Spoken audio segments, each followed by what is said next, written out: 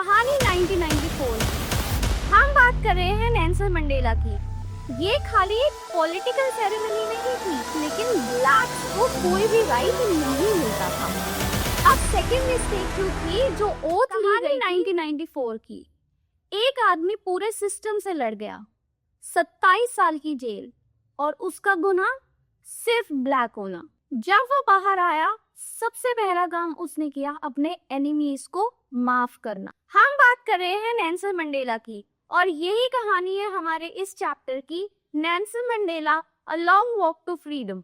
ये चैप्टर लिया गया है नेल्सन मंडेला के खुद की ऑटोबायोग्राफी से, इसीलिए इसके ऑथर भी नेल्सन मंडेला ही हैं।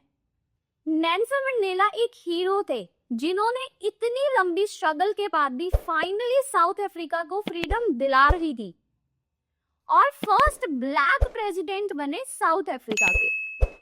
कहानी शुरू होती है 10 मई 1994 से। हमारे ब्लैक प्रेसिडेंट की ओथ की फर्स्ट सेरेमनी होनी थी, जो कि पिटोरिया के एम्पी थिएटर की यूनियन बिल्डिंग में थी। 140 कंट्रीज के डिग्निटरीज, मतलब बड़े बड़े लोग आए हुए थे। एम्पी थिएटर एक स्टेडियम जैसा था, जैसे हमारे इंडिया में जवाहरलाल नेहरू स्टेडियम है, राइट? ऐसे ही इसकी सीढ़ियों पे बहुत सारे अलग अलग रेसेस के लोग बैठे हुए थे। जब आप एम्पी थिएटर के अंदर खड़े होके बहुत सारी रेसेस के लोगों को एक साथ बैठा हुआ देखोगे, तो उस गैदरिंग को रेनबो गैदरिंग बोलते हैं, क्योंकि इतने सारे कलर के लोग एक साथ बैठे हुए थे, तो ऐसा लग रहा था कि रेनबो अपीयर हो रहा है। ये खाली एक पॉलिटिकल सेरेमनी नहीं थी, ये अपार्थाइड के ऊपर जीत थी, जहां पे साउथ अफ्रीका के अंदर अब एक नॉन वाइट भी अपने राइट्स को एंजॉय कर सकता था। अब इस यूनियन बिल्डिंग में हुआ क्या था? हमारे प्रेसिडेंट ने प्लेज ली थी, दैट मीन्स शपथ ली थी अपने साउथ अफ्रीका में प्रेसिडेंट होने के लिए।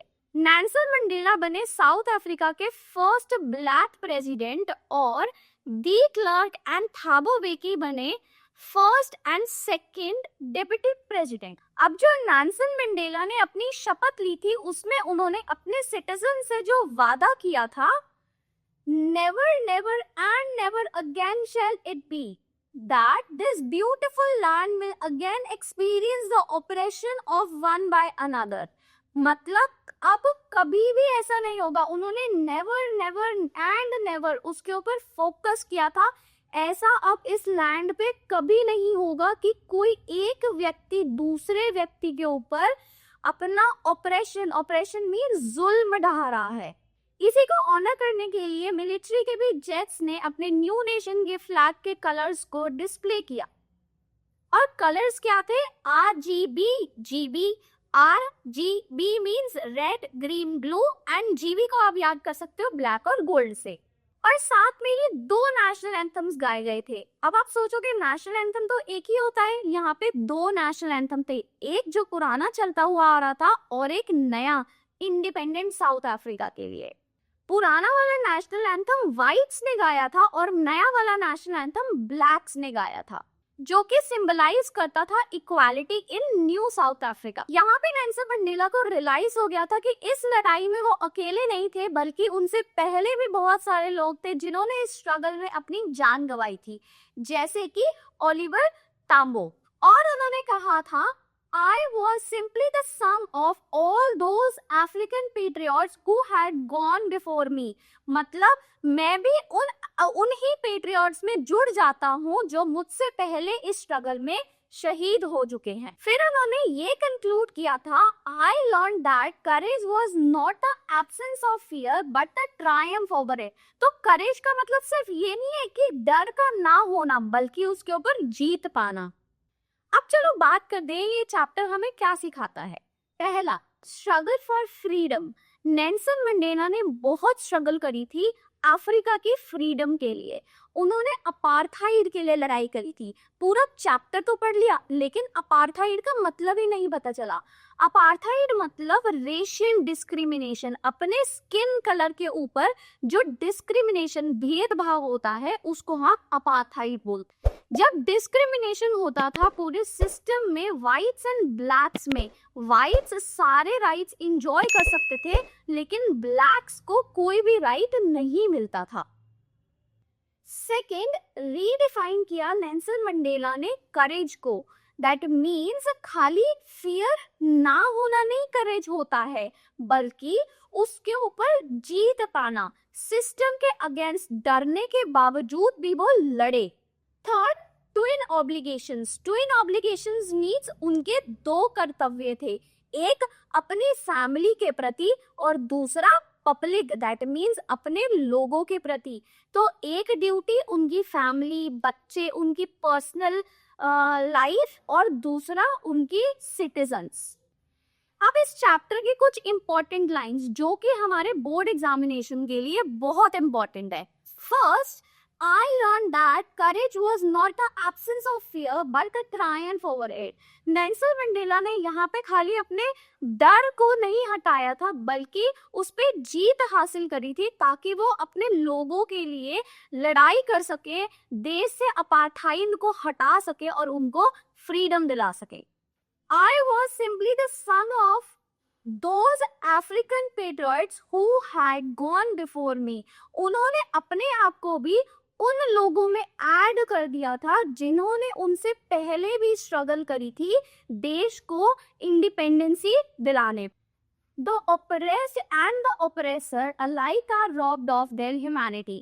सिर्फ जुल्म करने वाला ही नहीं, जुल्म सहने वाला भी गलत होता है। यहीं पे नेल्सन मंडेला ने आवाज उठाई और फ्रीडम दिलाई अपने देश को। आप जानते हैं कैरेक्टर स्केच को हमारे नेल्सन मंडेला के, जो कि बहुत ज्यादा पेट्रियाटिक थे, उन्होंने अपनी पर्सनल लाइफ को भी सैक्रिफाइस कर दिया था अपने सिटीजन्स के लिए। वो बहुत ज्यादा करेजियस थे, हमने इतनी बार पढ़ा, उन्होंने अपने डर को हटाया था और बहुत ज्यादा स्ट्रगल करी थी अपने देश की फ्रीडम के लिए। बहुत ज्यादा विजनरी थे, उनको अपने देश में गरीबी नहीं चाहिए थी, उनको अपने देश में डिस्क्रिमिनेशन नहीं चाहिए था। फॉर गिविंग के एडवाइस से 27 साल जो इंसान जेल में रह के आया था, उसके आने के बावजूद भी उन्होंने अपने एनिमी को माफ कर दिया था। तो उन्होंने क्या सीखा था अपनी इस पूरे ट्रांसफॉर्मेशन से? Mandela is a selfless leader who transformed his own life to liberate his nation, believing in the power of love over hate. उन्होंने लव को ओवर पावर किया था हेट्रेड के ऊपर और अपनी जिंदगी को सैक्रिफाइस किया था अपने लोगों के लिए। अब कुछ इंपॉर्टेंट क्वेश्चंस हमारे board examination point of view से। Why were two national anthems sung on the day of the inauguration? अब ये इक्वालिटी को सिंबलाइज करता था। हमारे ब्लैक्स ने बहुत नई नई इंडिपेंडेंस देखी थी, तो इसलिए उन्होंने नया नेशनल एंथम गाया था और पुराना वाला नेशनल एंथम व्हाइट ने गाया था। तो एक नेशनल एंथम व्हाइट का था और एक नेशनल एंथम ब्लैक्स के लिए था। Why one or the two obligation Mandela speaks about? दो ऑब्लिगेशंस क्या बताती है यहाँ पे? एक उनकी प्राइवेट लाइफ को और एक उनकी पब्लिक लाइफ को, कि उन्होंने अपनी प्राइवेट लाइफ को सैक्रिफाइस कर दिया था अपने सिटीजन्स की फ्रीडम के लिए। How did Mandela's understanding of freedom change from childhood to adulthood? अब उनके बचपन में उनको लगता था कि वो फ्री हैं क्योंकि वो सिर्फ और सिर्फ अपने फादर के अंडर थे। जैसे जैसे वो बड़े होते गए, उन्होंने ये देखा कि उनके देश के लोग ही फ्री नहीं है क्योंकि वो किसी और की गुलामी कर रहे थे।